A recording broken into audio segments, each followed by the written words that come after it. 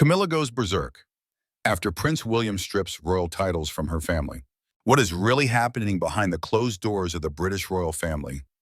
A simmering rumor has begun to spread, shaking the very foundations of Buckingham Palace. Prince William, the heir to the throne, has taken an unprecedented step by directly intervening in the royal titles of Queen Camilla's family. And as expected, Camilla is said to be furious. Reports suggest she didn't hold back her outrage upon hearing the news.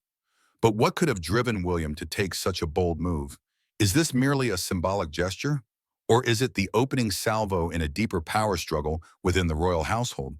Could it be that Prince William is trying to restore order and dignity to his mother Diana's legacy by diminishing the influence of the Parker Bowles clan? And what about Camilla, the woman who journeyed from the other woman to queen? Will she surrender so easily? This story is far more complex than what the public is being told. Join us as we trace each clue, peel back the layers of royal intrigue, and uncover why this clash might just mark the beginning of a new storm within the House of Windsor. According to senior sources, Prince William has formally initiated the process of revoking the royal privileges of Camilla's family, including ceremonial titles, status references, and informal access that Camilla had quietly secured for her children and grandchildren over the years. Although Camilla's relatives were never in the official line of succession, their growing presence in royal circles frustrated traditionalists and infuriated William and Kate behind the scenes. Now, that presence is being systematically dismantled. In what aides call a monarchy reset, William reportedly instructed the palace to eliminate all honorary affiliations granted to the Parker Bowles family, including their inclusion in royal invitations, seating arrangements at state events, and any mention in internal royal communications. This adjustment is presented as a restoration of strict constitutional alignment. But beneath the formal language lies a clear and stern message. The monarchy is for those born into it, not those who marry into it, and certainly not their extended families. How did Camilla react? Explosively, furiously, personally? Multiple sources report that Camilla erupted in rage, bursting into tears, shouting at staff, and labeling the directive a deliberate public humiliation. One witness overheard her yell, "I've spent decades earning my place, and now he's erasing me and my family with one stroke." It wasn't just that her grandchildren were barred from royal ceremonies. Her legacy was being severed from the crown. Despite her role as queen consort alongside Charles, the timing makes this even more striking. With King Charles facing mounting health concerns and William taking on more public duties, this decision seems to offer an early glimpse of William's reign, a leaner, stricter monarchy, free of controversy and personal favoritism. Camilla views this as more than a policy shift. It's a personal betrayal. Behind palace walls, a quiet struggle is unfolding, not just over titles, but for the monarchy's very survival. Camilla Parker Bowles has played a long game for years. No one expected her to become queen, let alone one of the most powerful women in the monarchy. Vilified by the public, dismissed by royal traditionalists, and forever branded as the woman who came between Charles and Diana, Camilla not only secured her own crown, but began building an empire around it through calculated silence, steadfast loyalty, and impeccable timing. That empire extended beyond herself. It gradually encompassed her children, Tom Parker Bowles and Laura Lopes, and then her 5 grandchildren, none of whom carry a drop of royal blood, but all of whom began appearing in royal settings, raising eyebrows behind the scenes. Tom and Laura, Camilla's children from her former marriage to Andrew Parker Bowles, were initially obscure in royal circles. They lived quietly, rarely appeared in press photos, and held no formal roles within the royal family. But after Camilla married Charles in 2005, and especially as her public image softened in the 2010s, subtle changes emerged. These began with special access, private invitations to royal residences, participation in high-security family events, and even appearances at major public ceremonies, albeit on the sidelines. Camilla's children received no formal titles, but were granted quiet advantages. Staff began referring to them as the Queen's family, and courtiers were instructed to include them in certain royal documents, guest lists, and ceremonial protocols. According to a former royal aide, it started subtly a name on a list here, a seat closer to the front there. But then, in the blink of an eye, they were treated as part of the royal inner circle. Camilla's shrewd patience made this possible, never demanding too much at once. She gradually crafted a narrative of inclusivity, arguing that blended families should be embraced in a modern monarchy. Her boldest move came during King Charles's coronation, when her grandsons Gus, Louis Lopes, and Freddie Parker Bowles served as pages of honor. These roles were traditionally reserved for royal descendants or sons of dukes. The decision stunned some insiders. The coronation was a line in the sand, one courtier explained. It wasn't just about respect for Camilla, it was a clear signal her family had arrived. Reports suggest Camilla quietly advocated for her grandchildren to receive ceremonial titles, or at least public recognition, which would carry symbolic weight even without succession rights. She wanted her family to leave a lasting legacy, to be seen as an indelible part of the monarchy's future. What followed was a discreet but determined campaign. Royal photographers were expected to take extra pictures of Camilla's grandchildren at events. Public relations staff were encouraged to mention them in media briefings. Some staff joked, albeit with unease, that the monarchy was slowly evolving into a dual dynasty, the Windsors by blood and the Parker Bowles by proximity. Not everyone was amused. Prince William, in particular, grew increasingly concerned. Sources close to him say he believed Camilla was overstepping, exploiting her position beside the king to blur the lines between royal duty and personal preference. He was uncomfortable with presenting children unrelated to the crown as key members of the monarchy. Princess Kate shared these concerns. They have always believed in a streamlined, duty-bound monarchy. One source explained, for them, it wasn't just about titles, it was about preserving the crown's integrity. Yet Camilla persisted. She reportedly lobbied for her grandchildren to have permanent ceremonial roles at official events, receive courtesy titles, and even requested new residences for her family on royal estates. All were quietly denied, delayed, or ignored. But behind those rejections, a storm was brewing. While Camilla was busy expanding her family's presence, Prince William was planning to reclaim the palace for the Windsors, and only the Windsors. What began as mild favoritism was now perceived as an unofficial power grab. The heir to the throne was no longer willing to stay silent. For years, William watched quietly as the monarchy became unrecognizable, bloated, diluted, and increasingly blurred between bloodline and social favor. He remained composed in public, projecting the image of a devoted son and heir. But behind palace walls, he was plotting a reboot to return the monarchy to its roots lean, legitimate, and distinctly Windsor. Those closest to William say his vision is driven by duty, not ego, a genuine belief that the crown must be shielded from the corrosive effects of sentiment, controversy, and secondary royalty. While he respects his father's affection for Camilla, he has made it clear that love does not equal lineage. A core principle underpins William's plan: only those of royal blood will represent the monarchy. No honorary titles for in-laws, no ceremonial roles for children unrelated to the crown, no blurred lines. William believes the crown must rise above favoritism and family politics. Palace sources say he has long been troubled by the public's growing disapproval of royal extravagance. He studied polling data, followed tabloid scandals, and observed reactions whenever taxpayer funds supported distant relatives with little constitutional relevance. His approach is rooted in the core monarchy philosophy of Prince Philip and Queen Elizabeth II, envisioning a compact, focused royal team centered on the sovereign, their direct heirs, and working royals performing official duties.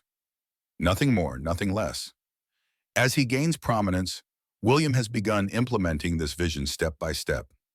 First came internal memos revising ceremonial rosters, updating public engagement roles, and removing individuals not directly tied to the line of succession.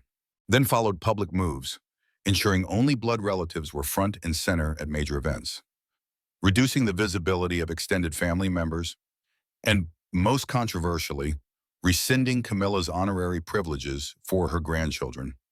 This was not petty, it was calculated. The monarchy cannot afford confusion. William reportedly told a senior advisor, "The public must know who serves and who merely stands beside." To some, this may seem harsh, but William sees it as necessary. He believes the crown should embody clarity over compassion for the sake of ease. If the royal family is to survive in an era of skepticism, controversy, and social media, its identity must be unassailable, requiring tough decisions his father has long avoided. Charles, for all his virtues, is seen as a sentimental ruler. He values old friendships, assigns symbolic roles, and often avoids conflict for the sake of family unity. But William is different. His approach is deliberate, modern, and increasingly uncompromising. Nothing exemplifies this shift more than his refusal to let Camilla's family benefit from her royal status. No matter how long she has worn the crown, William views Camilla as the monarch's consort, not the monarchy's matriarch. Her children and grandchildren, simply private citizens. This reset does not reject Camilla as a person, but the system that allowed personal favoritism to seep into Buckingham Palace. William does not aim to preside over a sentimental court. He aspires to lead a rebuilt institution clean, credible, and stripped to its essential core. Camilla has suffered a heavy blow. But for William, this is the first step toward preserving the monarchy for the next generation, his generation. When Queen Camilla learned the news, one aide described the reaction in Clarence's house as nothing short of volcanic. The elegance and calm of her royal residence were shattered by an outburst of rage and disbelief. Though royal tantrums are rarely discussed publicly, those close to the queen consort say this one was unmistakable. Upon learning of William's formal order to revoke all honorary privileges and ceremonial ties from her children and grandchildren, Camilla reportedly shouted at staff, insisting on names, explanations, and an immediate fix to this madness. How dare he do this to me?" she allegedly yelled through tears. "After everything I've sacrificed and given, he repays me by erasing my family."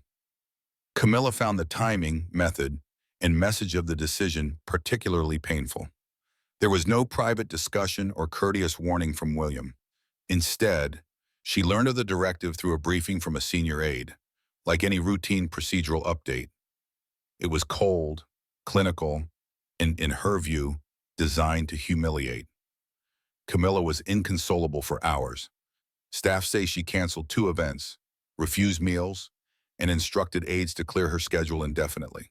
One senior courtier noted she barely spoke for most of the day, only pacing, muttering, and crying. She kept saying, "He's trying to obliterate me." Sources close to her say she believed the move was deeply personal, tied to Diana rather than royal structure. "This is Diana's revenge through him," Camilla reportedly told a close friend. "He won't let go of the past. Not even now. Not even after I've proven myself." The most shocking claim, Camilla allegedly accused William of disrespecting his father's marriage and claimed Kate encouraged the decision, describing the Princess of Wales as smiling and silent while twisting the knife. Insiders say the relationship between Camilla and Kate, previously described as friendly but distant, is now ice cold. Camilla reportedly refused to make eye contact with Kate at a recent joint royal engagement, acknowledging her only briefly in public or behind the scenes. The message was clear: you stood by and let this happen. Even Charles, who has often balanced roles as peacemaker and monarch, was reportedly rattled by his wife's breakdown. One aide overheard Camilla shouting at him privately, "Your son has humiliated me before the entire country, and you're going to let him get away with it, Charles?" Torn between devotion to his wife and his son's growing authority, offered no immediate response. Some insiders suggest Camilla was more hurt by this silence than by the decision itself. She expected Charles to intervene.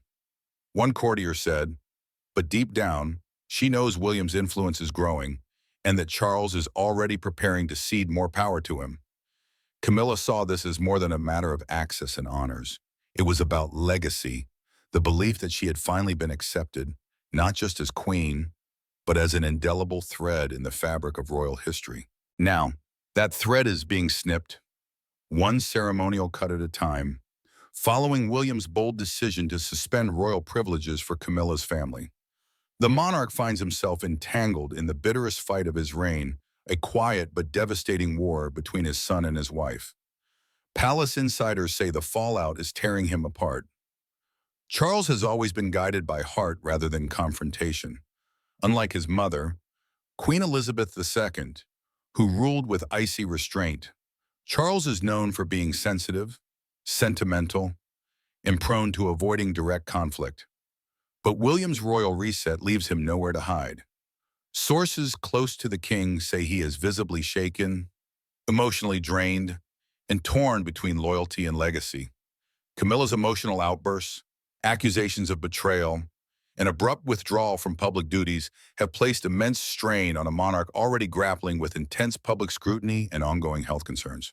Advisors say Charles is most distressed by William's resolve to stand firm.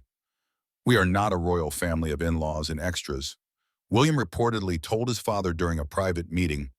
"We are a dynasty, and I refuse to let that line blur. Not for Camilla, not for anyone." The conversation, though calm, was crushing. Charles allegedly pleaded with William to reconsider not to restore Camilla's family, but to pause the decision or at least deliver it discreetly without media leaks or internal memos. William refused. "Transparency is the point," he later told aides. "It's not personal, it's about the institution. And institutions thrive by setting boundaries, especially in families like ours." That boundary now runs through the heart of the royal household.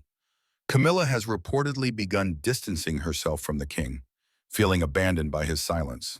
Palace sources say she has skipped several family strategy meetings, delayed correspondence with the Privy Council, and refused to engage directly with William and Kate. Behind closed doors, the Queen Consort interprets Charles's inaction as tacit approval of William's decision. "He let his son cut my family out, and he said nothing," she reportedly told a friend. "I supported him through decades of scandal. Now, where is he?" Some courtiers quietly sympathize with Camilla, recognizing that while her grandchildren were never royal by blood, they had become part of the broader royal narrative during Charles's reign. Others back William's decision, describing it as a necessary correction to years of soft favoritism and ambiguous boundaries. But regardless of perspective, the message is clear: the king is no longer in full control. "William is already acting like a king," one longtime advisor remarked, and Charles knows it. He sees the writing on the wall but doesn't want to lose his son or his wife. Caught between legacy and love, Charles now faces a choice not just of sides, but of a path for the monarchy. Does he share his wife's vision of a more inclusive, blended royal family, or does he yield to William's mission to protect the purity of succession and the crown's strength?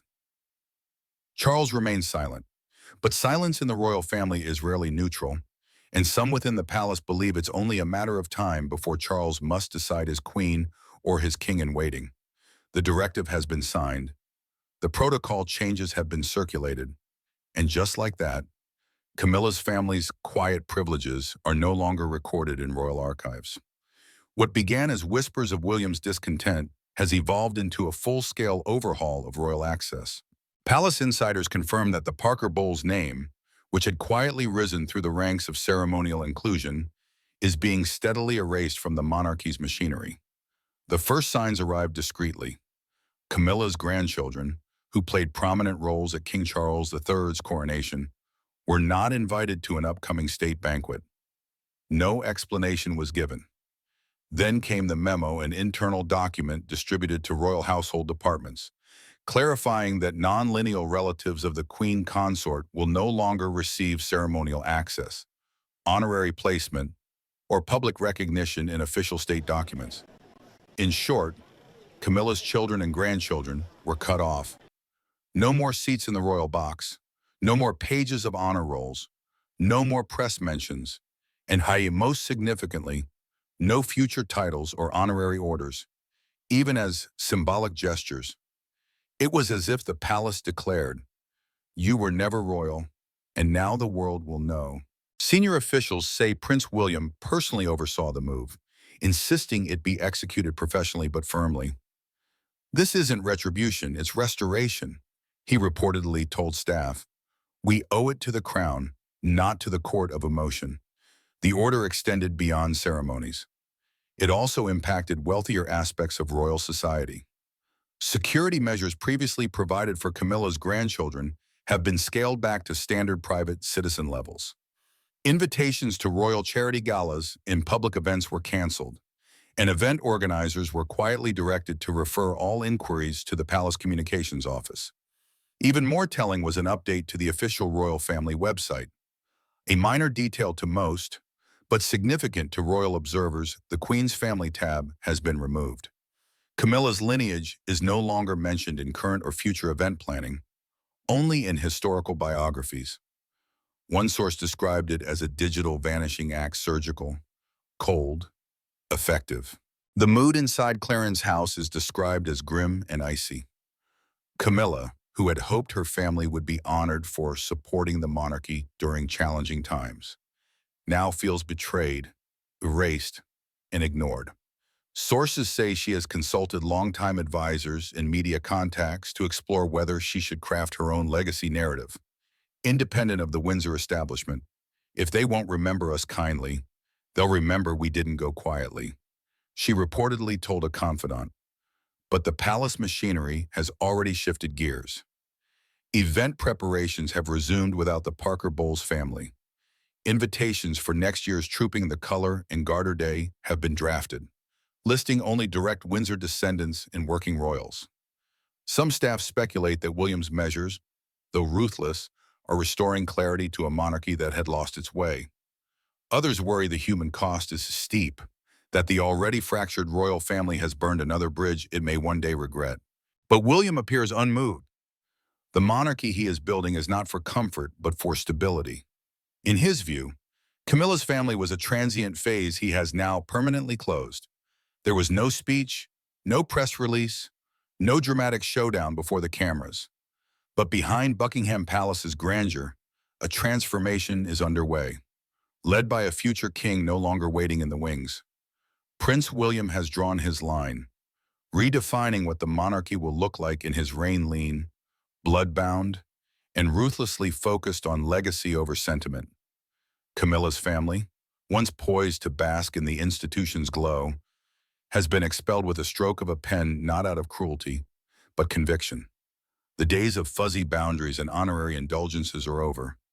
In their place, William is forging something more traditional, defined, and some argue colder. Step-grandchildren do not hold titles. Access is not granted as a favor. And in William's view, the crown must rest on a solid foundation of lineage, duty, and historical legitimacy. Insiders say his reign, though not yet begun, already casts a long shadow over the current one. Trapped in a storm of divided loyalties, King Charles has remained publicly silent. But in William's silence, memos, and precision, a new royal order is emerging. Camilla's legacy has no place in that order.